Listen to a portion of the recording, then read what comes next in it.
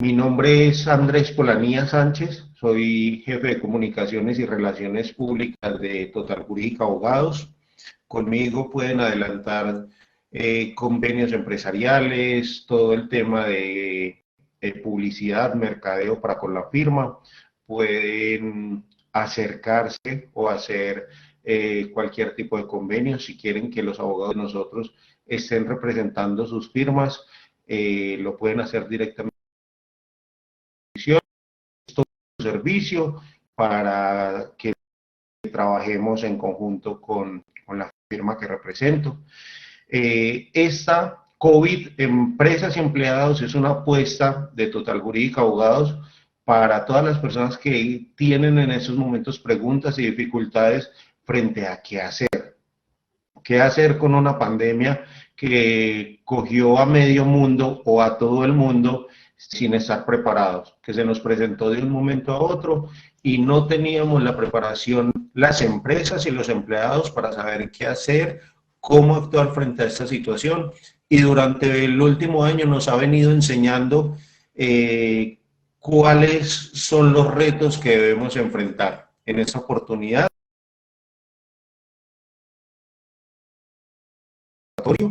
para responder dudas, para responder a muchos interrogantes que nos hacen por los diferentes canales de comunicación que tiene la firma. Me acompaña en este momento la abogada Carmen Ríos. Ya les voy a contar. Ya les voy a contar quién es Carmen para darle oportunidad a que ella misma se presente. Como les digo, vamos a esperar 2, 3 minuticos eh, mientras las personas se van conectando, mientras se van asociando al video.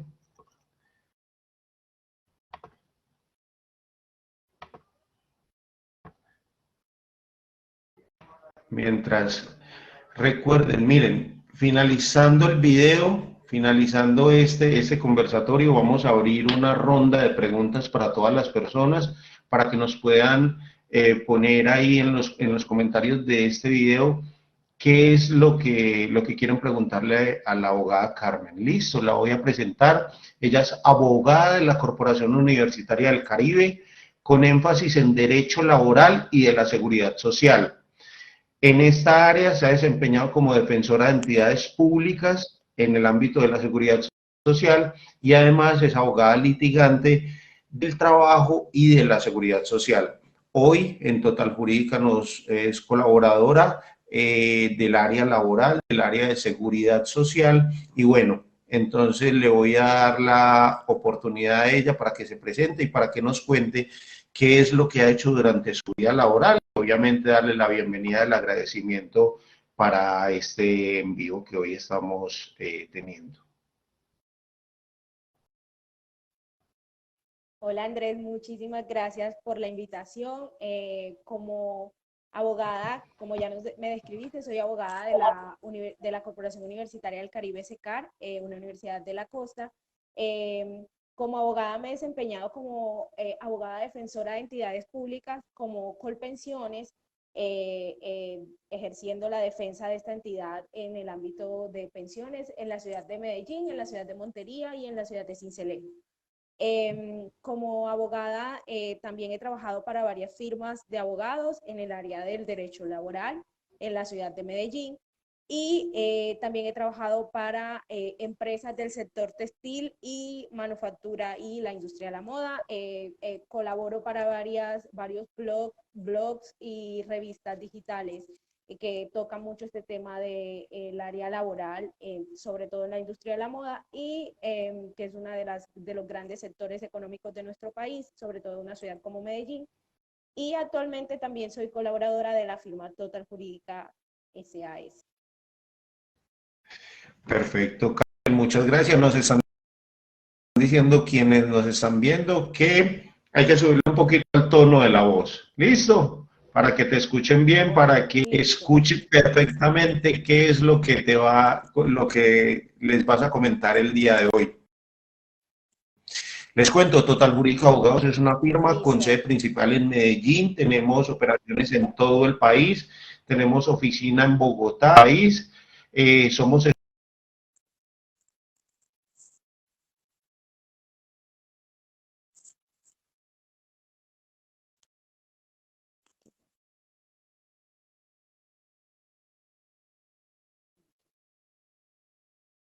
derecho comercial, derecho administrativo y derecho de familia. Es decir, todo el abanico para que ustedes encuentren en nuestra firma una completa representación y una defensa de sus derechos. Se pueden comunicar al número telefónico, a la línea WhatsApp y todos los canales de comunicación están abiertos para que ustedes puedan comunicar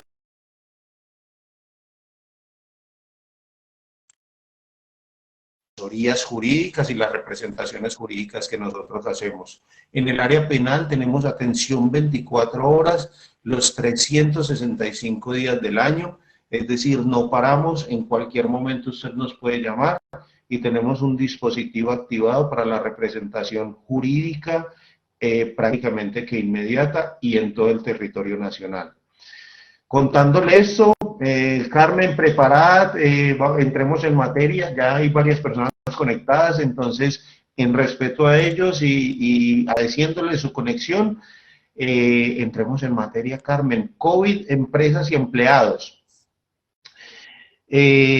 Como se los contaba inicialmente, esto nos cogió sin saber qué hacer, sin saber cómo determinar las cosas, y nos ha puesto un poco de decretos y un poco de cosas jurídicas encima. Carmen, cuéntanos por favor en el orden laboral cómo está Colombia hoy, cuáles son los decretos, cuáles son las leyes que nos rigen, un poquito de jurisprudencia para darle contexto a este conversatorio.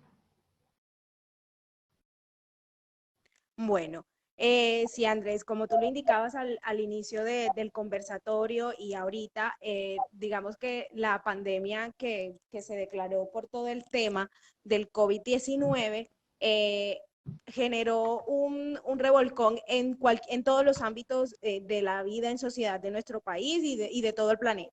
Bueno, actualmente en la justicia laboral, pues nos seguimos moviendo con el Código Sustantivo del Trabajo para el tema de seguridad social en pensiones y todo, pues todo el tema del sistema de seguridad social. Sigue vigente la ley 100 con todas las modificaciones que ha sufrido con los actos legislativos del 01 de 2005, con todas las modificaciones que la ley 100 venía hasta antes del 2020, sigue igual, pues sigue vigente. Solamente que actualmente el Ministerio de Trabajo ha emitido ciertas circulares desde el momento uno de la declaratoria de pandemia y de que se declaró el estado de emergencia en el país.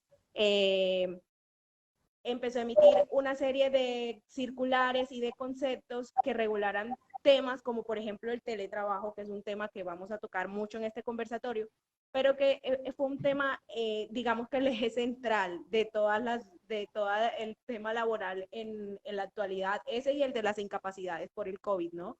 Que pues el teletrabajo en Colombia ya estaba regulado, o sea, en Colombia ya existía una normativa que regulaba el teletrabajo, pero que pues por la manera de vida y por el estilo de vida más bien que manejamos en el país, no se daba mucha aplicación al teletrabajo. Sin embargo, con todo el tema de la pandemia fue lo que más se implementó y digamos que fue lo que salvó la operatividad de muchas empresas, siempre y cuando se pudiera hacer todas sus funciones desde casa. Carmen, hagamos en renglones cuáles son las leyes y cuáles son los decretos que en estos momentos, a ver, resumen, cuáles son las leyes, cuáles son los decretos que nos tienen en momentos,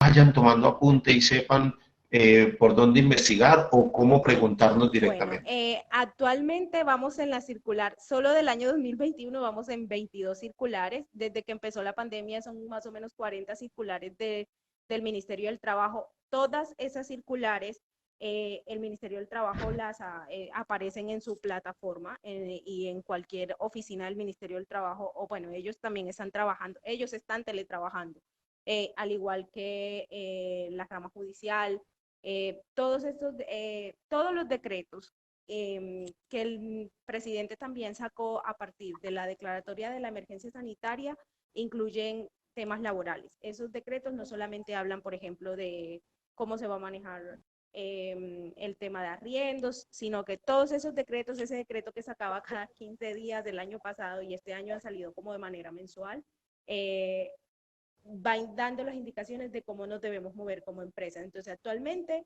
vamos en la circular 022 de marzo de 2021 del Ministerio del Trabajo, que más adelante les voy a hablar precisamente sobre esa circular. Esa circular es un poco especial. Perfecto. Les voy a contar un dato que me encontré investigando para este conversatorio. Dice que para febrero de 2021 en el país habían 3.9 millones de personas desempleadas, un incremento de 886.000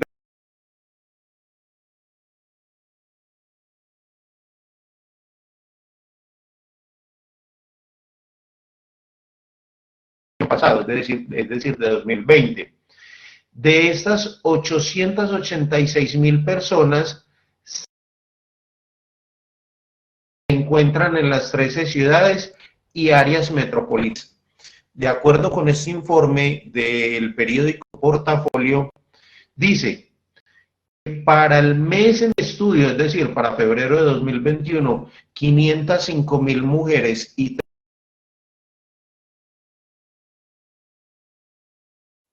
381.000, unas cifras bastante elevadas, casi el millón de personas quedaron desempleadas en este año de coronavirus, y entonces se pueden desvincular colaboradores de la empresa justificado. ¿Me puedes repetir la pregunta, por favor, Andrés? Qué pena. Es que se entrecortaba.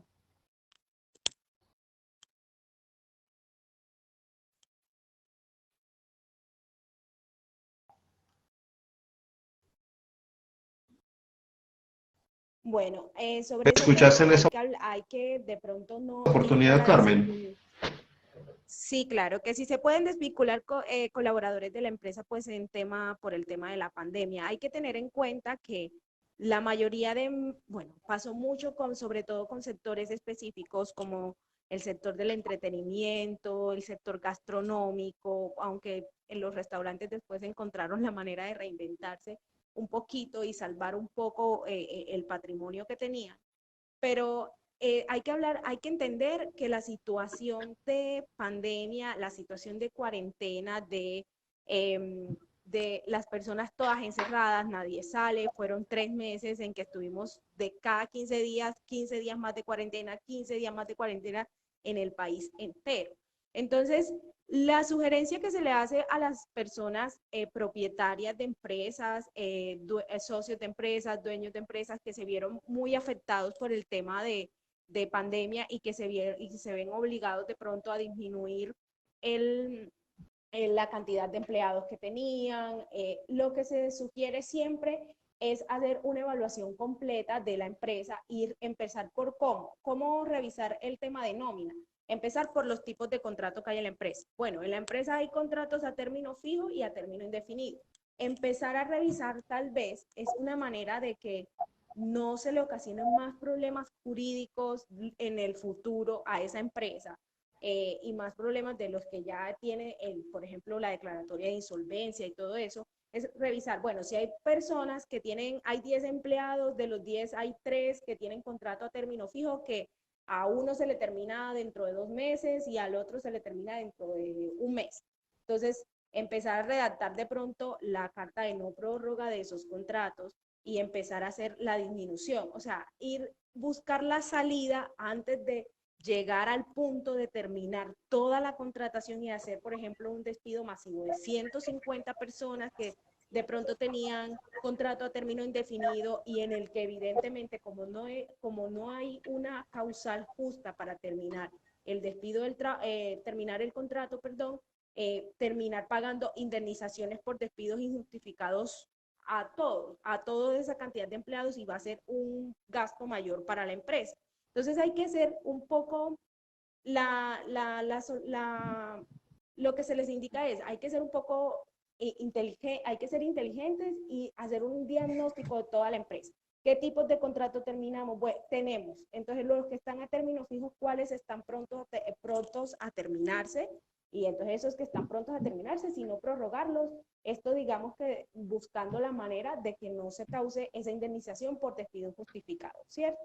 Entonces, esa sería la manera. Otra manera que tiene la empresa y para que no despida, porque de todas maneras terminando contratos y despidiendo personas en masa, un montón de empresas, lo que se ocasiona es la economía en declive de nuestro país y es lo que efectivamente está pasando, es también buscar otra solución.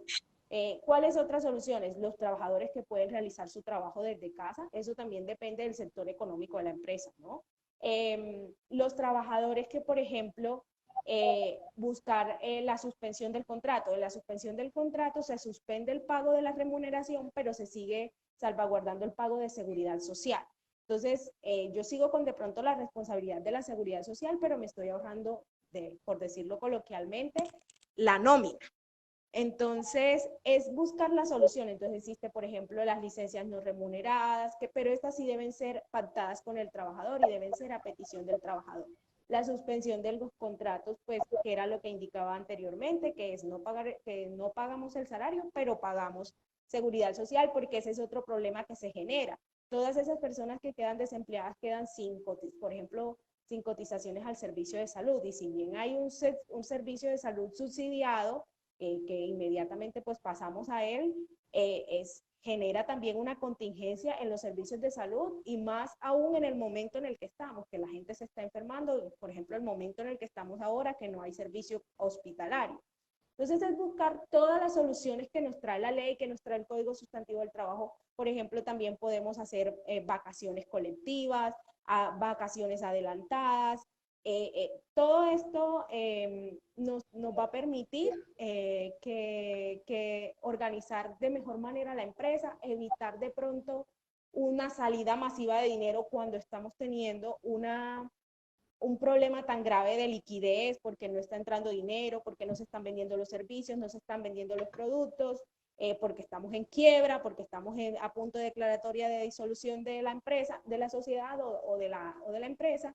Entonces, es buscar todas las soluciones y las alternativas que el Código Sustantivo del Trabajo nos propone y que nos propone la ley colombiana desde mucho tiempo antes de que pasara pues todo este tema de la pandemia y ya que el tema de los despidos sea ya la última opción.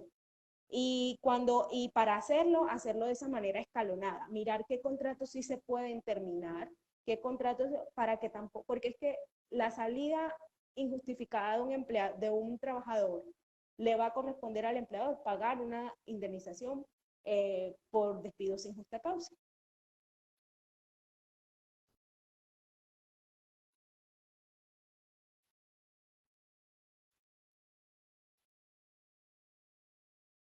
Hola.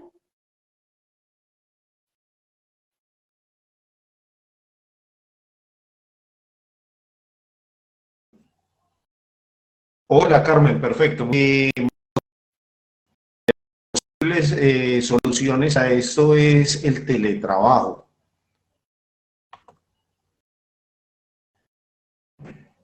Sí. En el teletrabajo yo encontré unas cifras que quiero compartir también con las personas que nos están viendo, y es que en Colombia en el último año el teletrabajo aumentó en un 400%.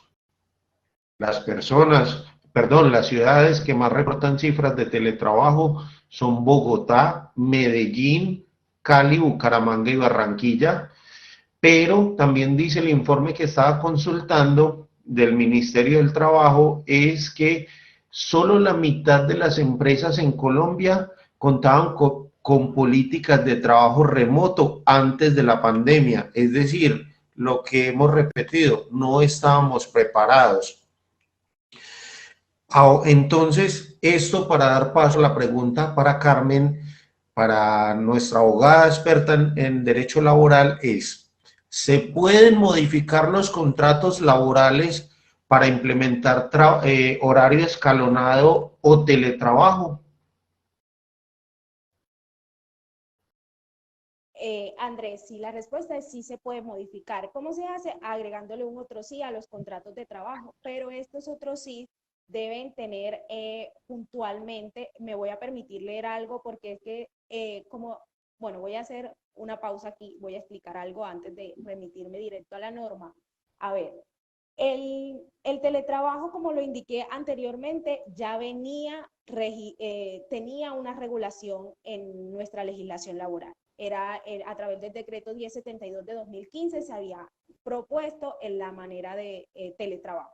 Eran, por ejemplo, trabajadores que por el sector económico de algunas empresas en Colombia se podía realizar el teletrabajo. No solamente era desde casa, no era solo trabajo en casa, de hecho en la doctrina del derecho laboral se cree que esto no es teletrabajo, sino trabajo desde casa, home work, home office, porque pues para el teletrabajo exclusivamente el decreto 1072 de 2015 indicaba que debía pactarse desde el inicio de los contratos. Como tú bien lo indicas, la mitad de las empresas, y creo que más de la mitad, de las empresas en Colombia no estaban listas para que sus empleados o sus trabajadores se fueran a teletrabajo o se fueran a trabajar de manera remota a las casas. Entonces, el decreto, lo que se puede hacer lo que pasó y lo que se debió hacer en este tipo de casas en que todas las personas, yo también fui una persona que me fui a trabajar a la casa, es el hacer otros CIS a los contratos. En estos otros CIS debían ir indicadas las siguientes, lo que te decía, que me iba a permitir me voy a permitir leer lo que indica el decreto, que es definir las responsabilidades del trabajador. Se debe también definir qué pasa con la guardia y custodia en los casos en que las empresas entregaron computadores para trabajar a los empleados, que le dijeron, bueno, tu computador lo llevamos hasta tu casa y instalamos los sistemas con los que tú trabajas y trabajas desde casa, ¿cierto? Se debe definir eso, se debe estipular el horario en el que el trabajador va a realizar el teletrabajo. Porque, ¿qué pasó con muchas empresas? Como estábamos todos de teletrabajo, muchas empresas empezaron digamos, molestar al empleado, al trabajador, a las 6 de la mañana, cuando su horario de trabajo era de 8 a 2. Entonces es que te llegó un correo a las 6 de la mañana, te llegó un correo en horario no laboral. Y ya todos sabemos que eso no se puede hacer. La Corte Suprema de Justicia se ha manifestado en jurisprudencia indicando que esto genera casi que acoso laboral, el tema de estar enviándole a los empleados por WhatsApp, por correo electrónico, actividades para realizarlas en horario que no es el horario estipulado en el contrato de trabajo. Entonces, el decreto 1072 de 2015, que tenemos 5 años antes, había ya una norma que regulaba el teletrabajo, indicaba esas cosas. Se debe estipular el horario, el horario de trabajo, la guardia y custodia de los implementos que se le entregan al teletrabajador, las responsabilidades del teletrabajador, cuáles son las funciones específicas y de las actividades que se van a hacer en casa. Y todo esto para evitar este tipo de cosas, para evitar los correos y las instrucciones de trabajo fuera del horario laboral, de pronto que se presenten inconvenientes con el tema de la guardia y custodia de los implementos de trabajo. Pero entonces la respuesta a tu pregunta de que si se pueden modificar los contratos, claro, a los contratos lo que se les hace es agregarle un otro sí, indicando que el trabajador se va a desempeñar como teletrabajador, cuál es el horario, cuáles las responsabilidades que tiene y cuáles son las funciones a cumplir y quién va a estar de pronto coordinando y supervisando las funciones del trabajador. Perfecto. Contarle a las personas que nos están viendo y a otros, Jurídica Abogados, en nuestro canal de YouTube, en Instagram, en el mismo Facebook queda grabado.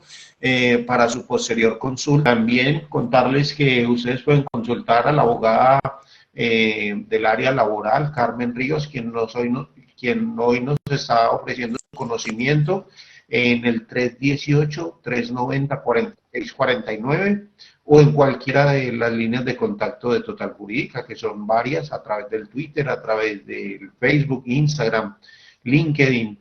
En todas las redes permanecemos activos y pueden hacerle no solamente preguntas relacionadas con el COVID, sino con cualquier asesoría jurídica. Total Jurídica está siempre a la orden y siempre dispuesto a resolver las preguntas que ustedes tengan. Les cuento, somos especialistas en el área penal, civil, laboral, comercial, familia, administrativo, es decir, un grupo muy completo para satisfacer las necesidades jurídicas de las personas que nos consultan en Medellín, en Bogotá, que es donde tenemos nuestras oficinas, y también tenemos representación.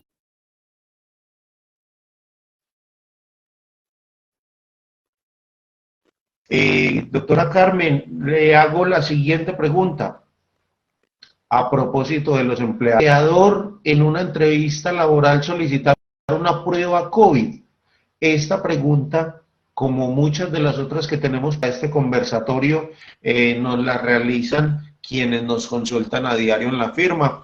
Por eso fue que decidimos hacer este conversatorio, para resolver varias dudas para varias personas. Doctora, ¿puede un empleador en una entrevista laboral solicitar prueba COVID? No, y bajo ninguna circunstancia. Eso está expresamente prohibido por una de las circulares emitidas por el Ministerio del Trabajo. Es de las últimas, de hecho, es la circular 022 del 8 de marzo de 2021. Esto por cuanto exigir esa prueba COVID o exigir digamos, relatar si tuviste o no el contagio por COVID-19 viola el derecho a la intimidad del candidato a trabajador. Entonces, está prohibido expresamente por el Ministerio de Trabajo, lo que, bueno, teniendo en cuenta esto, lo que sí pueden hacer los empleadores y los trabajadores es hacer, por ejemplo, tampoco pueden pedírselas a sus empleados. O sea, no puedes pedirle tú como empleador, soy dueño de la empresa Arepas y Arepas, y voy a pedirle a mis empleados y a mis trabajadores de cada 8 días una prueba COVID. Eso no se puede hacer, no se puede hacer a menos que tu trabajador te manifieste que tiene síntomas y ya te lleve la incapacidad cuando dio con contagio positivo y se genere pues todo lo que produce una incapacidad, porque el COVID se le está dando el tratamiento de una incapacidad generada por origen común en los casos de los trabajadores que no son del área de la salud, que ese tema lo tocamos más adelante. Pero volviendo al tema, no puedes exigírselo ni a tus candidatos a trabajadores ni a tus trabajadores. Lo que sí puedes hacer como empresa es hacer pruebas periódicas de COVID. Esto pasa sobre todo en las empresas, por ejemplo, del sector manufacturero, del sector textil, donde hay grandes fábricas y, por ejemplo, el flujo de trabajadores de la fábrica son 300 empleados. Entonces yo, digamos, 2 veces al mes le hago a 150 empleados la prueba. Esto para evitar el tema de contagios, para poder hacer escalonados los horarios y los turnos de trabajo, que esto se redujo porque todavía están trabajando al 70, al 35, algunas empresas cuando tienen demasiados al 50% por los turnos. Entonces, si en un turno había 60 empleados, ya en el turno solamente pueden haber 30, ¿cierto? Entonces, en este tipo de empresas sí se da que sí puedes, pero bajo tu costo y bajo debes responder tú por el pago de esto, hacer la prueba COVID de manera periódica a los empleados a fin de evitar contagios masivos en la empresa. Sobre si se podían descontar los 2 días laborales por el tema del coronavirus, de haber faltado. ¿O me equivoco, doctora? Bueno, esos 2 días que dan normalmente entre cuando el empleador manifiesta que tiene síntomas COVID o que estuvo en contacto con una persona COVID sin las medidas de precaución. Entonces, mientras el trabajador reporta a la EPS y la EPS realiza la prueba y sale el resultado, no se pueden descontar según el decreto 1109 de 2020, el año pasado, esos decretos que mencionábamos al inicio. cuando el presidente empezó a sacar toda esa cantidad de decretos cada 15 días donde regulaba cómo iba a ser el comportamiento de las empresas y de todos durante los días que durara la cuarentena. Ese decreto 1109 de 2020 establece que esos no se pueden descontar y que se deben tomar como días de incapacidad. Entonces, normalmente en la legislación laboral, cuando un empleador se incapacita, hasta los 3 días no, se paga normal. Como les decía también, el COVID se está tratando como una enfermedad normal, como una incapacidad por enfermedad normal. Entonces, estos días que mientras sale el resultado, por decirlo de manera coloquial, que el empleado, que el trabajador no puede asistir porque pues es una causa de fuerza mayor, no se pueden descontar, está estipulado en la norma, en el decreto 1109 del 2020. Perfecto. Perfecto, Carmen, muchas gracias. Contarle a las personas que se vuelven a conectar en sintonía, pedirles excusas porque se nos cayó la transmisión, se nos cayó el internet. Sin embargo, aquí estamos nuevamente. Pueden realizar empleadores y empresarios, empleadores y empleados pueden realizar las preguntas en el chat de la transmisión para que podamos o que responder a sus preguntas finalizando este conversatorio. De igual manera, estos videos van a quedar cargados en nuestras redes sociales para que ustedes los puedan consultar y que sea una especie de asesoría, ustedes puedan ampliar el concepto y defender inclusive sus derechos o sus deberes como empleadores. Doctora Carmen, otra de las preguntas, ¿y qué fue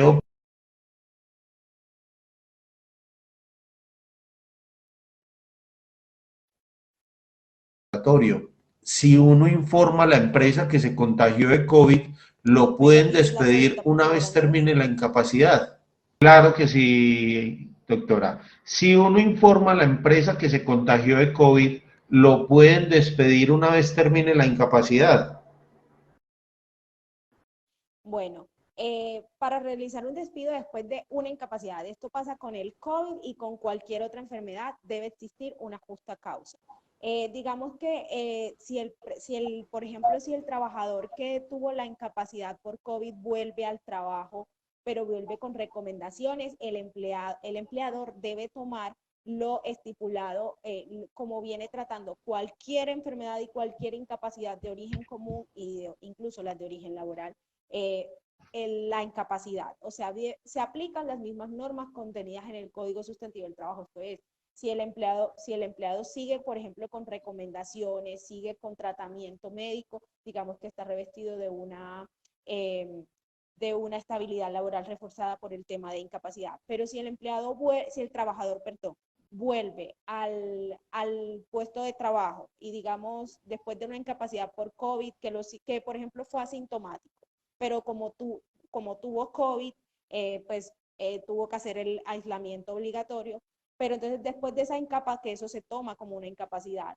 después de esa incapacidad el trabajador vuelve a la empresa a sus funciones y digamos que a la semana lo despiden, para ese despido debe haber una justa causa, de pronto un incumplimiento, pero no porque tuvo COVID lo pueden despedir, porque esto hasta tiene temas con temas de discriminación y todo esto, porque al fin y al cabo, ¿cómo vamos a retirar a una persona de su trabajo solo porque tuvo el virus que nos tiene a todos encerrados? Eso que en cualquier momento nos puede dar a todos nos puede dar, nos podemos contagiar hasta en la fila del mercado.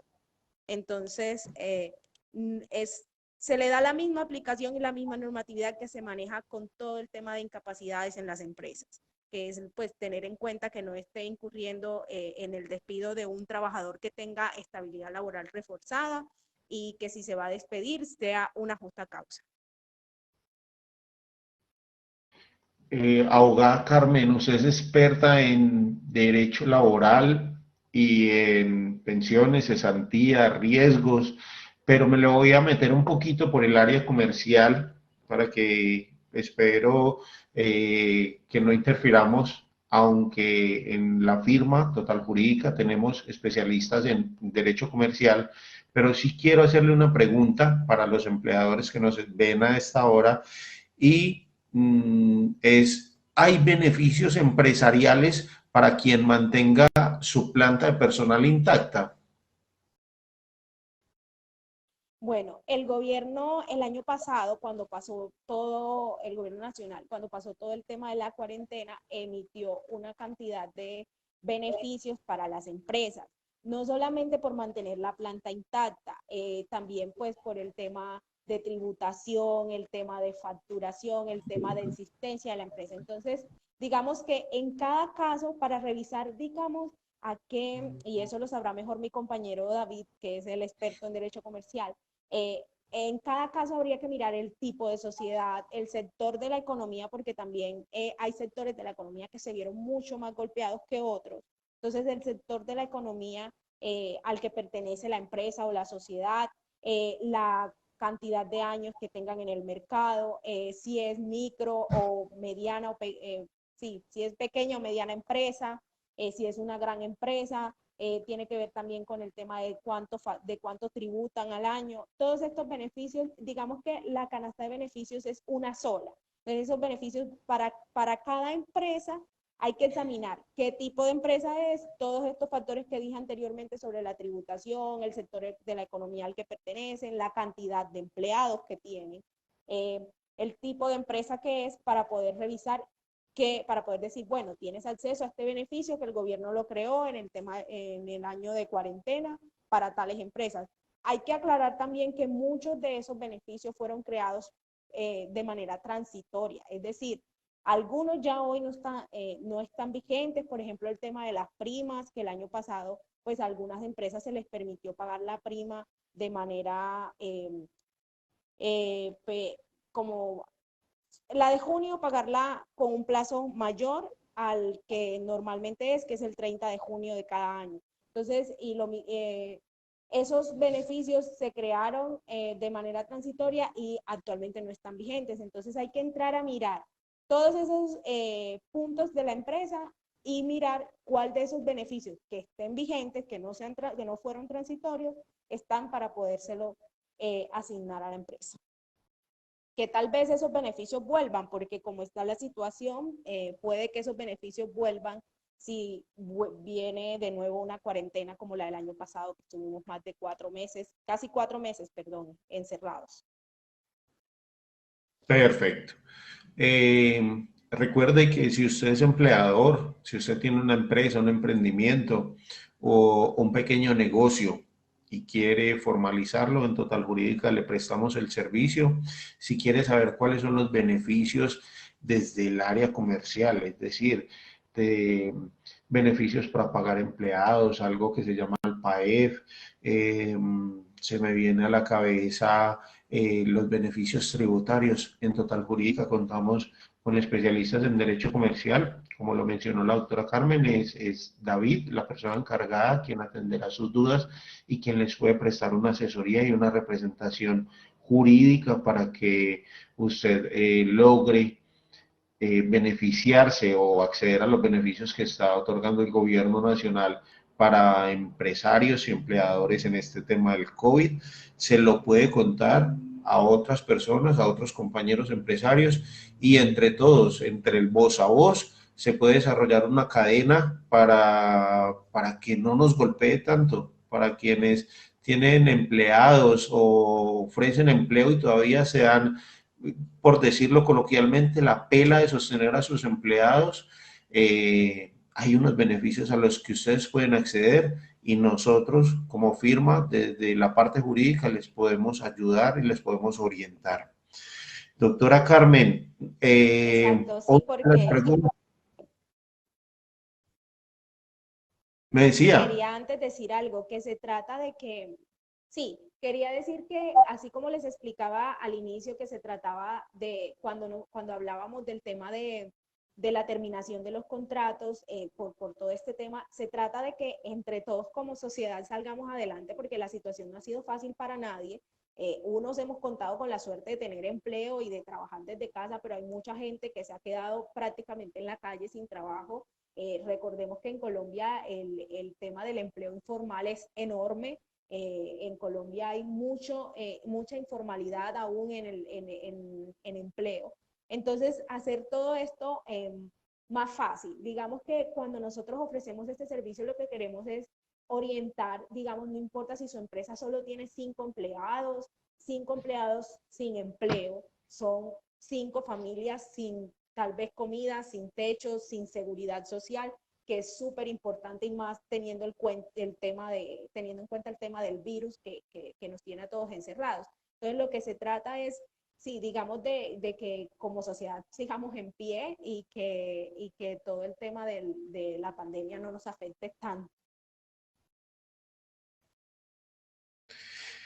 Listo. Doctora, quiero preguntarle cuántos días de incapacidad genera el COVID. Y si una vez pasados estos días y los síntomas están ahí, todavía la persona se siente maluca, se siente con dificultades para ir a trabajar, ¿qué puede hacer esta persona? Bueno, en primer lugar, la incapacidad por COVID se presume y desde el inicio de la cuarentena se indicaba que para una persona positiva con COVID, los días de cuarentena obligatoria eran 14 días, ¿cierto? Pero resulta que pues, la incapacidad como tal la determina el médico tratante. Entonces puede ser diferente en un paciente, porque recordemos que hay pacientes que han ido, han terminado en el hospital, en UCI y se han recuperado, entonces la incapacidad durará los síntomas o lo que el médico tratante determine. Esos días de incapacidad pueden ser diferentes a los días de aislamiento obligatorio. Puede que el médico de tratante solo te dé 7 días de incapacidad porque resulta que eres asintomático, pero debes seguir en el aislamiento obligatorio y esos días no se te pueden descontar porque es por fuerza mayor que tú estás. Entonces, lo que la empresa o el empleador como empresario puede hacer respecto al trabajador que de pronto dio COVID asintomático es, por ejemplo, mandarlo a teletrabajo. Si un médico tratante no le dio incapacidad, porque si un médico le da una incapacidad a un trabajador, indica que es que el trabajador no está en condiciones aptas para laborar. Entonces, así se debe manejar ese tema.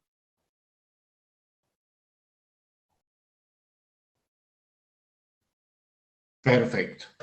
Eh, Otra pregunta que se viene al conversatorio y que recordemos, se seleccionaron preguntas de las que nos hacen en redes sociales o llaman las personas a pedir asesoría es, ¿en qué procesos puede verse involucrado un empleador si uno de sus empleados muere por COVID y este no está afiliado a la Seguridad Social? Bueno, aquí aplica lo que aplica para cualquier empleador que no cumple con sus obligaciones de pagar la seguridad social de sus trabajadores. Esto ya venía regulado y normado en el Código Sustantivo del Trabajo, en las normas de seguridad social, en la Ley 100. Es un empleador que se considera como en mora o omiso por omitir la afiliación de un empleado.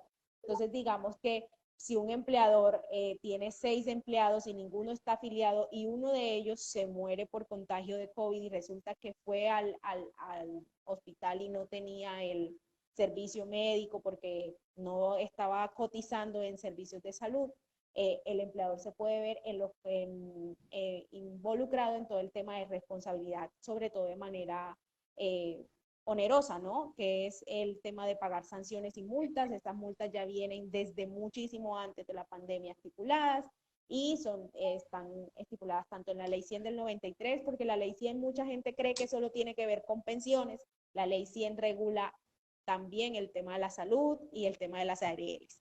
Entonces, es esta la responsabilidad, es una obligación del empleador que tiene a sus empleados bajo la modalidad de contrato laboral, por obra, ya sea por obra o labor, por contrato a término fijo, independientemente de la cantidad de tiempo que sean los contratos a término indefinido. Si existe una relación laboral comprobada, debe existir una afiliación a el Sistema General de Seguridad Social, que es pensiones, riesgos laborales y salud.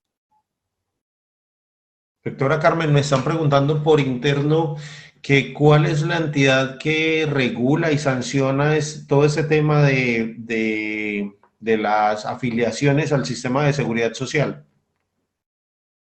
Bueno, tanto el Ministerio del Trabajo como la Unidad de Gestión para fiscales, que es la UGPP. La UGPP es quien hace todas estas investigaciones de esos empleadores omisos que no hacen las afiliaciones a los trabajadores al Sistema General de Seguridad Social. Incluso los mismos fondos de pensiones, cuando los empleadores entran en mora, según la norma, tienen la obligación de requerirlo para el pago de esa cotización. Sí. Los fondos de pensiones. Si se descubre que un empleador no tiene, no ha hecho estos reportes, se puede haber abocado a sanciones. Bueno, pero los reportes o las afiliaciones, más bien. Sí. Me están preguntando Las afiliaciones, sí, exactamente hay por las multa, sanciones de la UGPP. Exactamente. Es que es la UGPP, el Ministerio del Trabajo pone multas, sí, multas, el pago de sanciones económicas. Pero, por ejemplo, con la UGPP pueden empezar procesos que terminan en el cierre del establecimiento de comercio, en el caso de que haya de los establecimientos de comercio y la disolución de las empresas. Las sanciones económicas las de la UGPP son muchísimo más altas que las del Ministerio del Trabajo. El Ministerio del Trabajo puede cerrar también, pero después de un proceso en el que se recupere todas las afiliaciones que el empleador ha omitido, abrir de nuevo la empresa, pero esto genera, la verdad, las sanciones económicas, además de que se debe pagar todo el tiempo de los empleados que tenga, debe pagarlos. También hay una sanción económica que es demasiado, son sanciones que se tasan en cantidad de salarios mínimos y esto depende del tipo de sociedad, del tipo de empresa, la calculan y de la cantidad de empleados también se calculan y estas sanciones, como les decía, son de tipo económico y hay unas que cuando ya se considera que el empleador ha abusado de manera reiterada de la omisión del pago de la seguridad social, terminan en el cierre del establecimiento de comercio. Y son procesos Perfecto. muy tediosos, muy largos. Ok. Entonces, generan un desgaste también para los empleadores. Es mejor eh, estar al día y en eso le ayuda la doctora Carmen Ríos desde Total Jurídica Abogados. Recuerden, estamos con oficinas en Medellín, en Bogotá. Sin embargo, tenemos presencia en todo el territorio colombiano.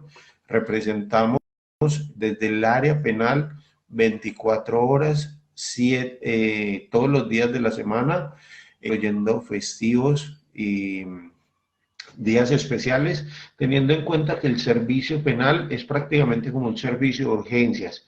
Todas las personas capturadas tienen sus derechos, que hay que representarlos, hay que defenderlos y para eso estamos nosotros, para defender los derechos de las personas y representarlos.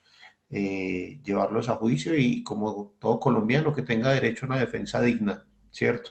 Por eso es que prestamos el servicio 24/7. Este servicio lo pueden encontrar así como los de las áreas laboral, comercial, civil, administrativa y laboral en el 318-390-4649, que es nuestra línea de contacto que tiene habilitado el WhatsApp, el Telegram y línea directa, ¿cierto? Quiero contarles unas cifras a propósito de lo que hablaba la doctora Carmen de las muertes por COVID en Colombia. Son 67.200, son datos de ayer porque todavía no llega el reporte de hoy. Son 67.200 muertes en Colombia, de esas cerca de 8.000 en Antioquia, es decir, 7.993 muertes en Antioquia y solamente para el día de ayer se reportaron 114 casos.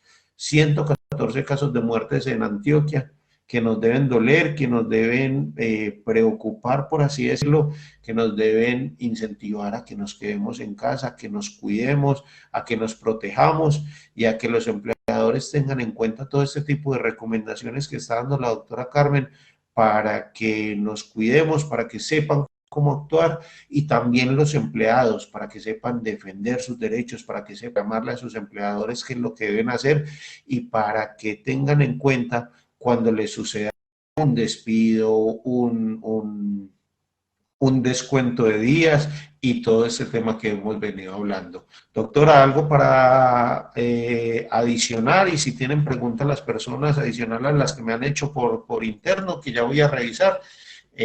Doctora.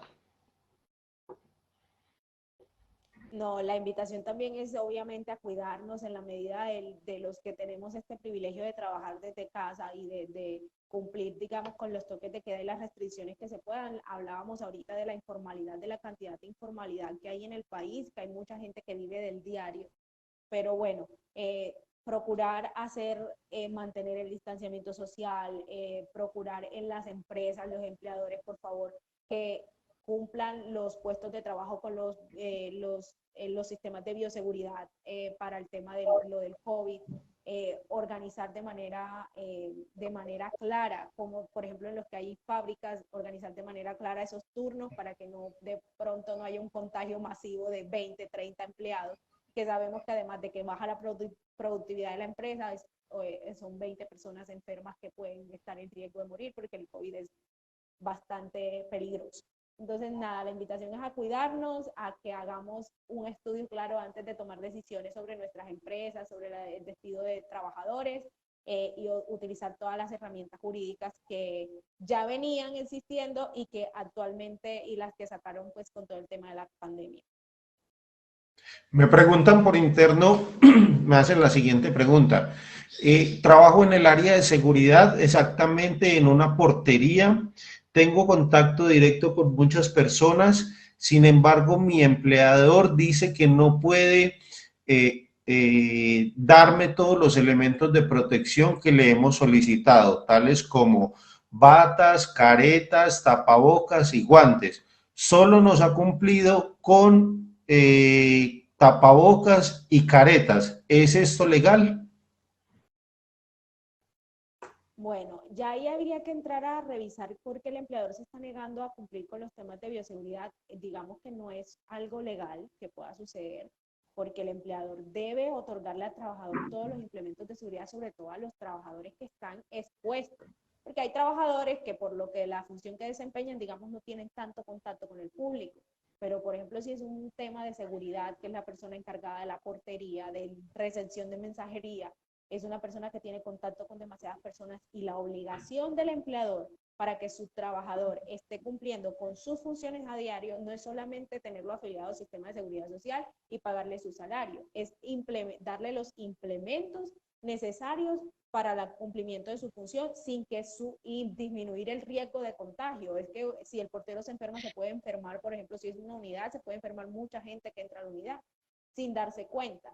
Entonces hay que tener en cuenta eso y de manera, digamos, atrevida, por decirlo así, es algo que no es legal. El Ministerio del Trabajo emitió el año pasado una circular en la que le indicaba directamente a los empleadores de empleados, por ejemplo, del sector de la salud, de personas de personal de aseo. Por eso las personas que trabajan en servicios generales, en las clínicas, también están protegidas por todo el tema de que si se contagian de COVID es por enfermedad laboral y no por enfermedad de origen común por el servicio que están prestando. Entonces, a estos trabajadores, a otros trabajadores como los porteros, como los domiciliarios, se les ordenó a los empleadores y a los dueños de empresas que tuvieran ese tipo de servicios que a sus empleados se les debía entregar todo el sistema de bioseguridad, aplicar todos los sistemas de bioseguridad y los implementos para que estos desarrollaran sus funciones de manera segura. Nos preguntan, nos realizan otra pregunta y nos dicen exactamente, agradeciendo la conferencia y la información que usted está suministrando, doctora Carmen Ríos, y nos preguntan, ¿es cierto, qué tan cierto es que el auxilio de transporte debe cubrir internet y computador de la casa? Sí, digamos que el auxilio de transporte no hace parte del salario. El salario es una cosa y el auxilio de transporte es eso, un auxilio para que el trabajador se movilice hasta el lugar de su trabajo. Esto va para los empleados, para los trabajadores que ganan hasta 2 salarios mínimos. Después de 2 salarios mínimos no se debe pagar. Sin embargo, con todo el tema de los trabajadores que se fueron a su casa a hacer teletrabajo, ese auxilio de transporte sigue, pero entonces es un auxilio de conectividad. Esto lo ordenó el Ministerio del Trabajo en una circular y lo ordenó el gobierno también en un decreto, el decreto 09 de 2011, 09 de 2020, el año pasado. Este mismo decreto fue el que reguló el tema de las pruebas COVID, el tema de también de de la incapacidad de las personas que tenían COVID. Entonces, ¿qué pasa con esto? El auxilio de transporte se convierte en un auxilio de conectividad. ¿Y esto por qué?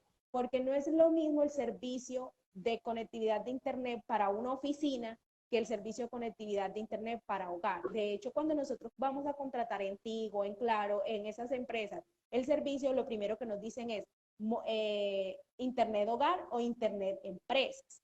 Hacen la diferenciación porque no es la misma cantidad de gigas, no es la misma potencia en el servicio. Entonces, al empleador, o sea, el empleado no está utilizando un medio de transporte para movilizarse, ni su carro, ni su moto, ni tomando bus o metro, pero está utilizando un servicio que era de él, que no era para el servicio de la empresa, y lo está utilizando para el servicio de la empresa.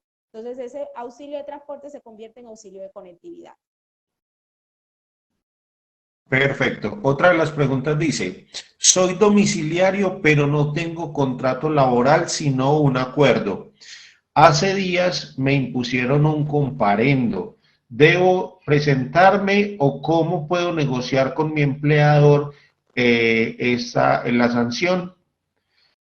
Cabe destacar para esta persona Bueno, que, ya, aunque la doctora Carmen nos puede responder, en Total Jurídica contamos con una abogada especialista en Derecho Administrativo, la doctora Caribay Segura, quien es la persona que se está encargando de todo el tema de comparendos.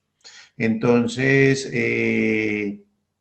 yo le dejo la pregunta a la doctora Carmen, pero para que lo tengan en cuenta, todo el tema de comparendos en Total Jurídica es la doctora Caribay, especialista en Derecho Administrativo, quien ha dejado también unas recomendaciones muy importantes en todas las redes de Total Jurídica, que los invito a conocerlas. Hay videos, hay publicaciones que indican cómo se debe actuar frente a los comparendos en estos cierres prolongados que nos está, en el caso de Antioquia, ordenando la gobernación.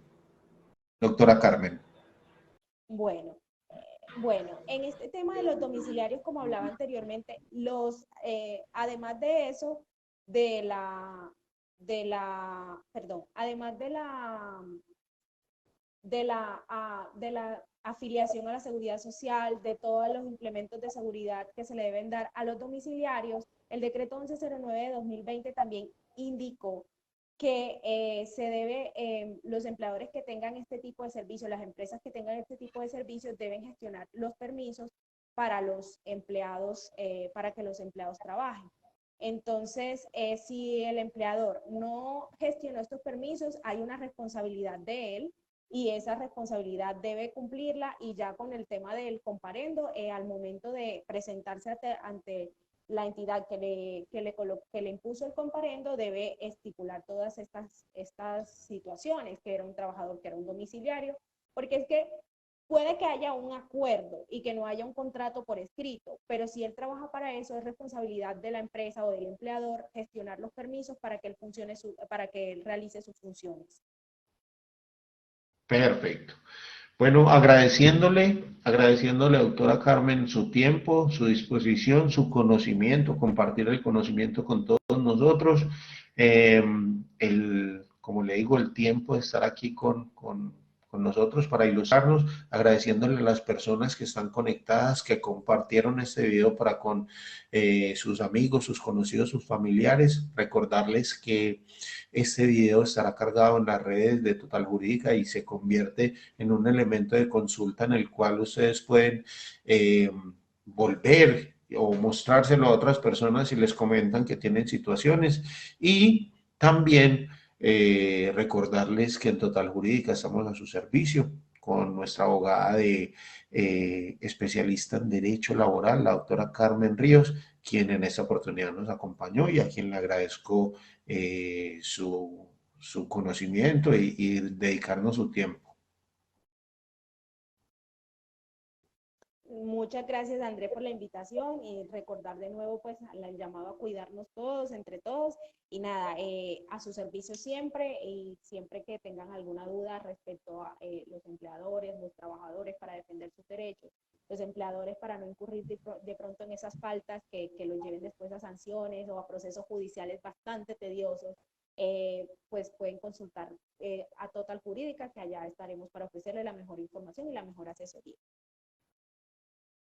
Bueno, doctora Carmen, yo me estaba despidiendo y nos llegan dos preguntas adicionales de Yorladi. Nos pregunta, si el empleado gana más de 2 salarios mínimos, ¿no aplica el auxilio de conectividad?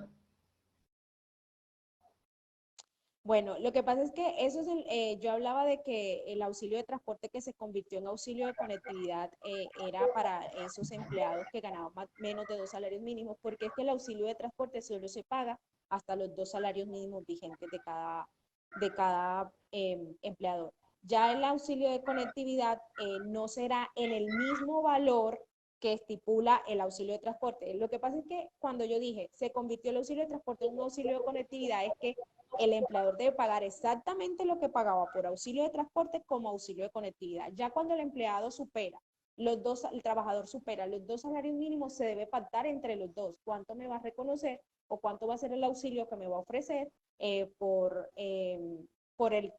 poner mi internet al servicio de su empresa. Pues sí se debe pagar, sí debe pagar el auxilio de conectividad, pero debe pagarlo no en la misma cantidad que se le paga a un empleado que gana menos de 2 salarios mínimos. Perfecto. La segunda pregunta la segunda pregunta que nos hace Yorladi es,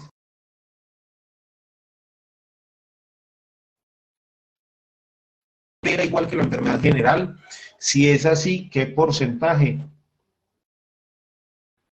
Sí, el pago de la incapacidad es que la incapacidad por COVID es una incapacidad por enfermedad de origen común, es un virus, que nos contagió a todos, entonces eso se le da el mismo tratamiento y el pago es en 65% como el día al 65% como lo estipula la norma. El empleador puede reconocerle a pagarlo al trabajador y hacer un recobro por la incapacidad a la EPS, que es quien al final de todo paga esas incapacidades. Perfecto. Doctora, ya nos habíamos despedido en esta oportunidad, sí nos vamos. Muchísimas gracias nuevamente por su tiempo, por su conocimiento. Recordarles, mi nombre es Andrés Polanía Sánchez, soy el jefe de Educaciones y Relaciones Públicas de Total Jurídica Abogados. Estoy a su servicio para empresas, para empleadores, en lo que les pueda servir. Con todo el gusto del mundo, me consiguen en los números y en las redes sociales de Total Jurídica. Una feliz tarde, un feliz fin de semana. Cuídense, por favor, cuiden a sus familias, háganlos por sus familias, por sus hijos, por sus conocidos. No queremos más muertes y queremos retornar a nuestras actividades comerciales como las veníamos ejecutando, a nuestras actividades sociales, como varias veces y en varias campañas la gente lo ha pedido. Hasta luego, muchas gracias, doctora Carmen, muchas gracias por la conexión y nos seguimos viendo. Hasta luego. Gracias a todos.